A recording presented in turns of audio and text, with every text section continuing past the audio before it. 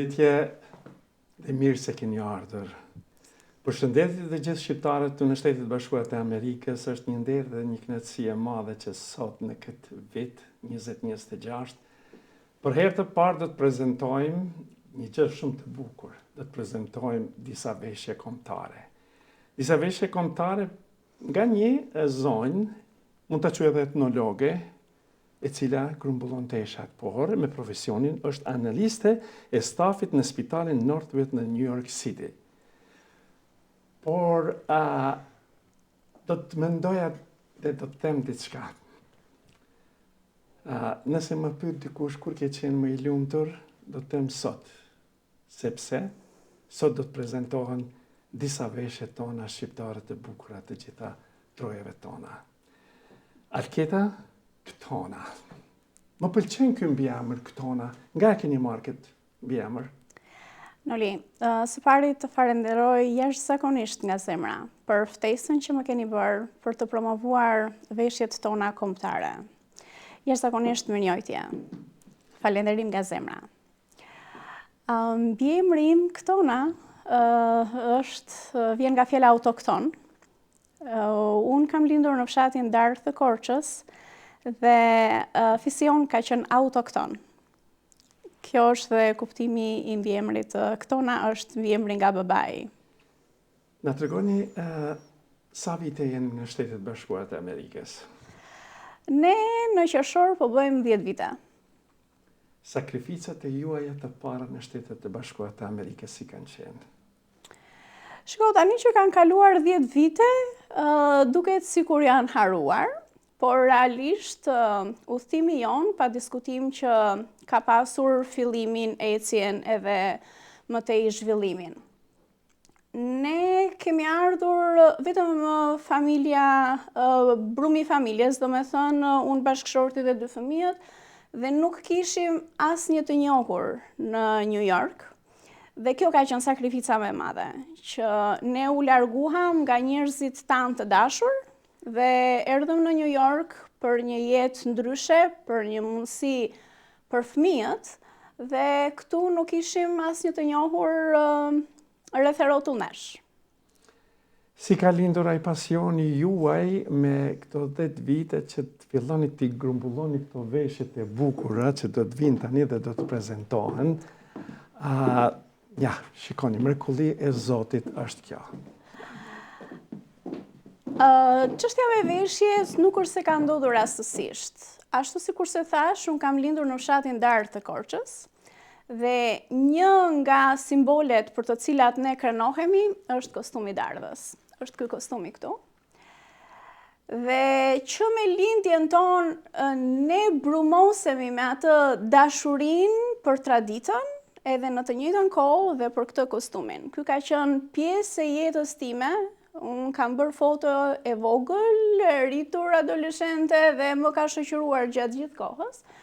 Kështu që ajo ka fjetur brenda shpirtit tim, dëshira për të bukurën, për kostumet, për traditën, dhe me ardhjen në Amerikë, pastaj u bashkuan kushtet, duke qenë se këtu pash nevojën për kostumet popullore, dëshirën që fëmijët kishin për të veshur me kostume popullore, ndërkohë që këtu bëra aktiviste e komunitetit dhe mjaft shoqata pash që kishin nevoja, kishin dëshira për të pasur kostumet në formën origjinale.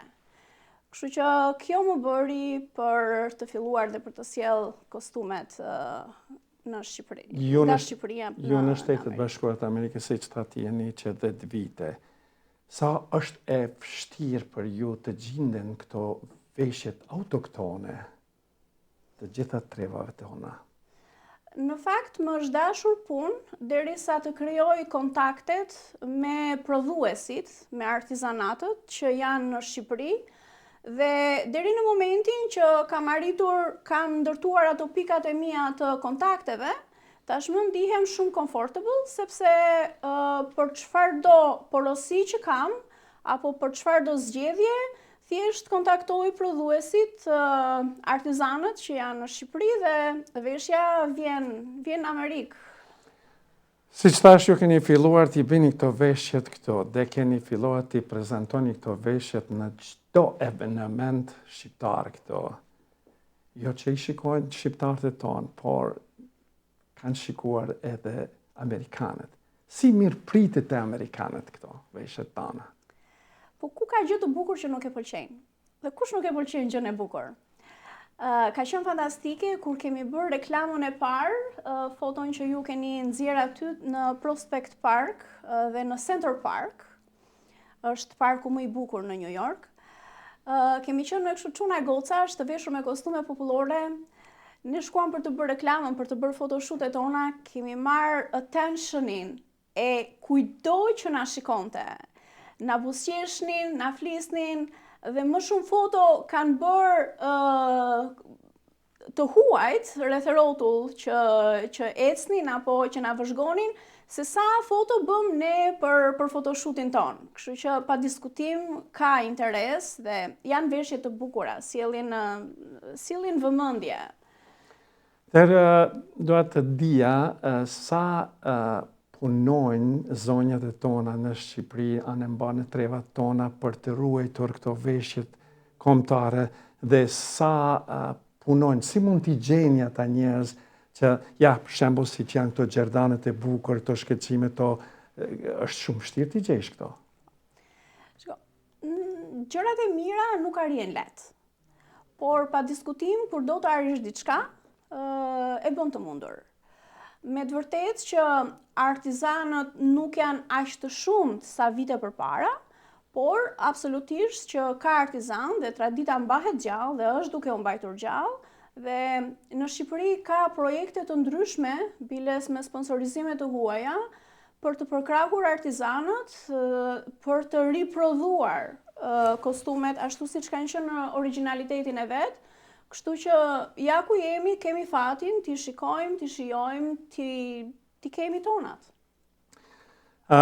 Ju e dini se unë jam nga Kosova dhe a keni sjellur ndonjë kostum nga Kosova, nga trevat e Kosovës? Patjetër. Dhe sa janë të interesuar shqiptarët e tonë që të kenë këto veshje tradicionale në për shtëpitë e tyre? E para njerë që edhe sikur të mos duan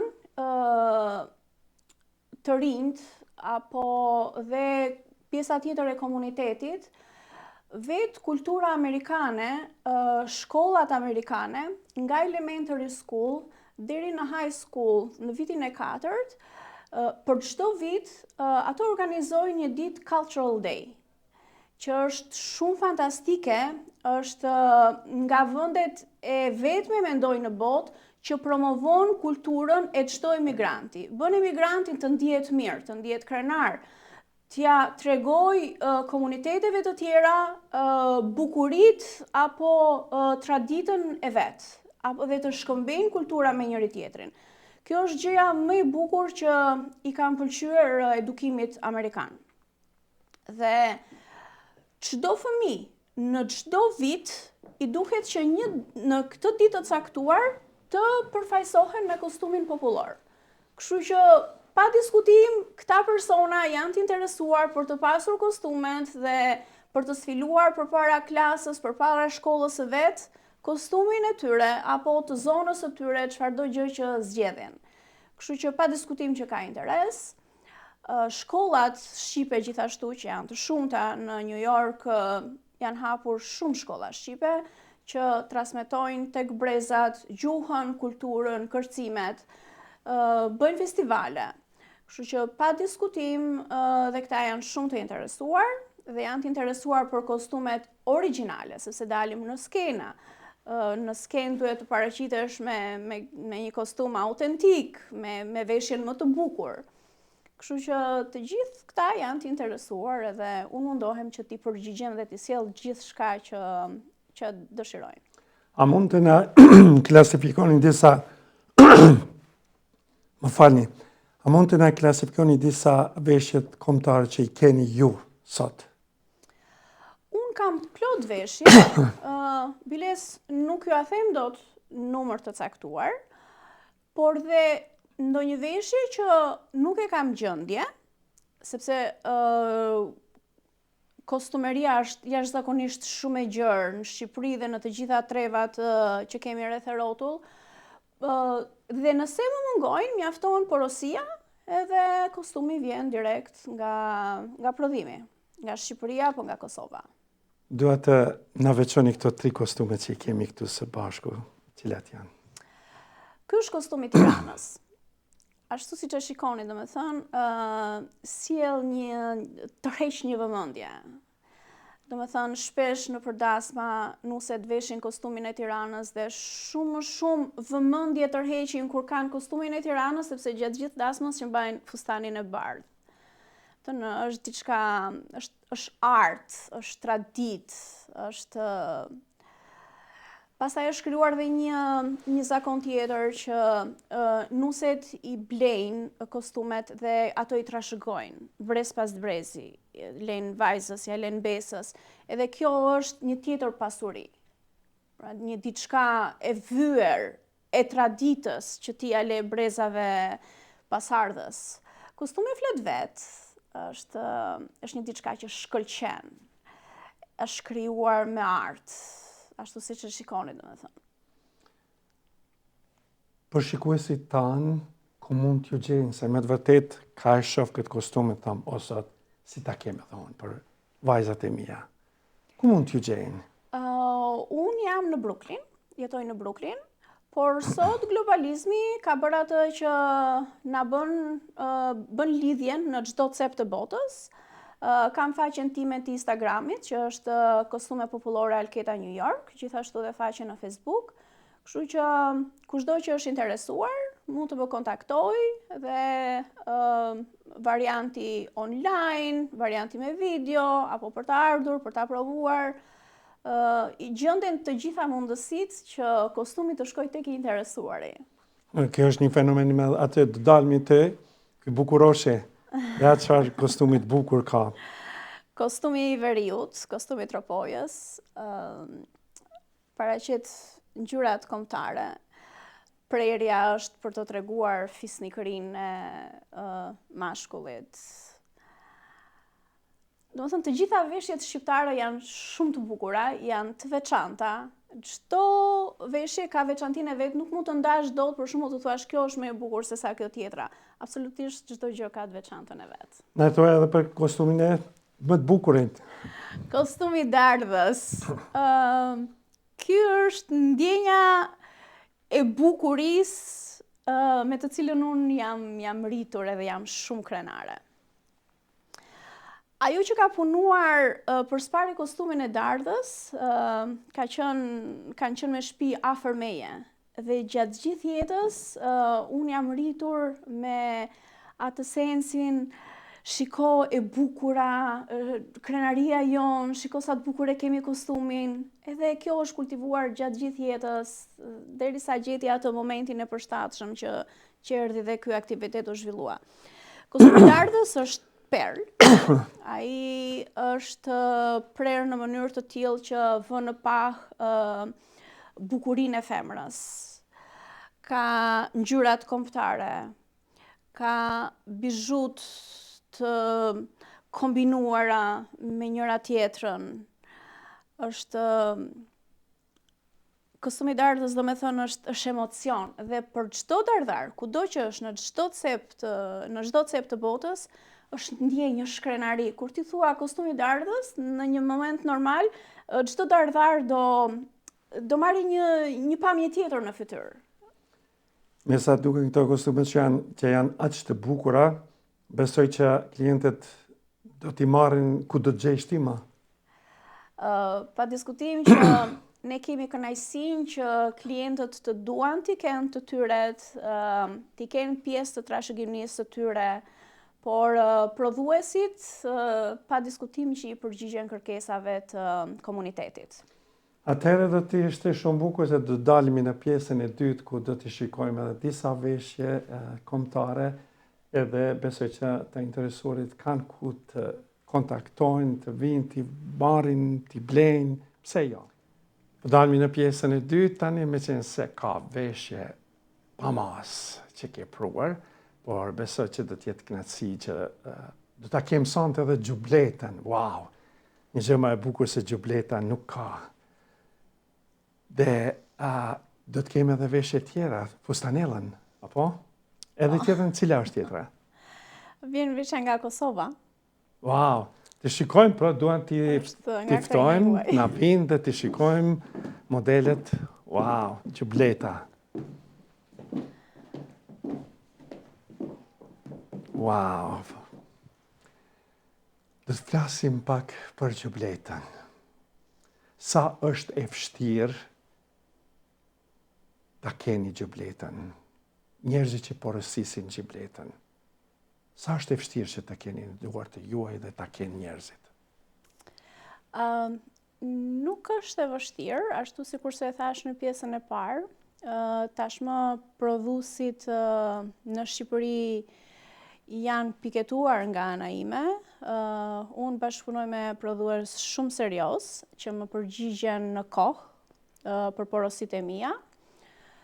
Kështu që pa diskutim kushdo që e kërkon e ka në kohën e duhur. Punojmë në kohë shumë korekte. Mjaft që të bëhet kërkesa. Gjubleta është histori, aq të gjatë se sa e ka jetën e vet, ka dhe historinë e saj. Dhe është shumë e kërkuar, sidomos nga vajzat që diplomohen, kërkojnë të prezantohen me gjublet. Vajzat që martohen kanë dëshirë që ta veshin dhe të sfilojnë me gjublet në dasëm, po qoftë dhe për fotoshootet që bëjnë. Gjubleta është shumë e kërkuar. Ju keni paktu në Shtetet Bashkuara të Amerikës janë hapur disa restorante tradicionale. Ka mundësi që ti kërkojnë këto veshje ti fusin ato gjamat e bukur që ti kenë edhe pranë ushqimit të shijojnë me shiqim një gjë të bukur që sjellni ju. Edhe kjo është një fakt tjetër, domethënë, që ne e kemi arritur. Restorante të ndryshme kërkojnë veshje popullore së bashku me manikinën dhe ku prezantohet veshja e krahinave të tyre, po qoftë edhe mix krahinash dhe janë projekte shumë të bukura. Dhe pjesa e komunitetit tonë, përveç se shkon shijon ushqimin shqiptar, shijon një drekë shqiptare, kënaq dhe syrin, fiksojnë dhe foto dhe ngelen në kujtim në memorie të jetës tyre. Këto kanë dalë projekte jashtëzakonisht shumë të bukura, edhe restorante po ashtu, përveç se manikinave të veshura me kostume popullore, gjithashtu dhe kanë kërkesa për korniza të fiksuara me kostumet popullore. Ky është një projekt tjetër, po shumë i suksesshëm. Ju e dini këtu në Shtetet Bashkuara të Amerikës kemi shqiptar të gjitha trevave tona shqiptare. Me qenë se tash për tani, ju e dini edhe në përdasma janë kthyer veshjet kombëtare, veshin nusja dhe dhëndri. Sa do ta keni të lodhshme ju që për shembull të tregon të dikush dua një veshje strugane, dua një nga Kosova, Tropojane, duan nga Jugo, Veriu. Sa do të keni atëfar mundësinë që ti siguroni këto veshjet për këto njerëz? Shiko, me kohën janë vendosur dhe pikat e kontakteve, kështu që unë gjithashtu kam krijuar kontakte me prodhues që bëjnë veshje dhe të Kosovës, po në të njëjtën kohë dhe në Shqipëri prodhuesi shqiptar prodhon veshjet Kosovës në varësi të krahinave dhe kërkesave që ka. Është shumë interesante. Në përdasma tashmë është bërë e modës që jo vetëm çifti, por edhe nga familja organizohen halla teze të afërmit dhe i përshëndesin, bëjnë dhe surpriza. Dhe këto janë surprizat më të bukura të dasmës. Pra më shumë vëmendje tërheq kur vjen grupi i kostumeve popullore, qoftë ky në ambient shqiptar, por qoftë dhe kur është çifti gjysmë i huaj dhe njëri prej tyre është shqiptar. Krijojnë shumë kënaqësi, tërheqin shumë vëmendje dhe dalin shumë të bukura. Dhe kjo është kënaqësia ime, nuk është lodhje, është kënaqësi të shohësh nusen, kur para 3-4 ditësh kam bërë një nuse, domethënë mori kostumin e Tiranës, ajo ishte e lumturuar. Ajo Goldi, nga kamerat, nga fotot, shkëlqente. Kur bën dikë të lumtur dhe especially dikë që fillon një jetë tjetër, fillon një jetë në çift, e bën të lumtur, kjo është kënaqësia ime, ky është suksesi im. A ka ndodhur që të kërkojnë edhe në për muzeumet? Po, shpresoj që do të realizohet një projekt i fundit. Është një koordinim ndërmjet Bashkisë së New Yorkut edhe aktivistëve të komunitetit shqiptar. Shpresojmë që të realizohet dhe kjo do jetë gjëja më e bukur. Ju kemi parë shpesh, si që thash, në për shoqatat tona shqiptare duke prezentuar këto veshjet kombëtare me modelet bukur si që janë këtu sot që i kemi në pranin tonë, dhe sa është kënaqësi kur shohin shqiptarët e tonë me një shoqat që ka edhe veshjet kombëtare prezentohet, pa marrë parasysh nëse mbahet një event ose diçka, ju jeni aty. Është lumturi. Është si një gift që ka paketimin dhe ti vendos fjongon. Kur vendoset fjongoja, i jep një tjetër kuptim dhuratës. Kështu janë dhe eventet. Zhvillohen evente shumë të rëndësishme, ku kam qenë e ftuar me pavionin tim të kostumeve popullore, interesi për t'u afruar, për të pyetur, për të bërë foto, ka qenë evident dhe kanë dalë ambiente shumë të bukura. Domethënë përveç aktivitetit që zhvillohet, pavarësisht çfarë tematike ka, pjesa e pavionit me kostumet popullore jep, siç e thash, si afjonga, domethënë jep tjetër ngjyrë, tjetër bukuri. Si e shihni veten në të ardhmen? Besoj që edhe më herët e thash se njerëzit kur shikojnë të gjërat e bukura, do të nxitojnë se si t'i kanë. Besoj që ka me qenë vështirë për ju që t'i furnizoni se me të vërtet të veshjet janë pak unike, janë të veçanta. Cili është ai plan programi juaj në vijim?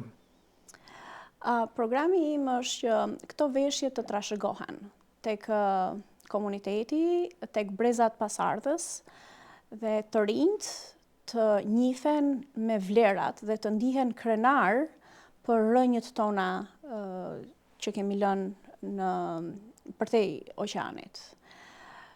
Në qoftë se realizohet kjo, unë jam e kënaqur dhe absolutisht që kur arrihet sukses, nuk ka më lodhje, është vetëm kënaqësi, është vetëm lumturi. Nëse do t'i shohim këto veshje tek vitrinat në Times Square, kjo do jetë ëndra ime. Do të kthehemi pak të veshja e Kosovës. Na tregon pak për veshjen e Kosovës. Çdo veshje ka karakteristikat e veta, por ndërthurja e luleve me ngjyrën e goldit, krijimi i prerja në mënyrë të tillë që të tregoj elegancën e femrës, janë karakteristiket e kjo veshje.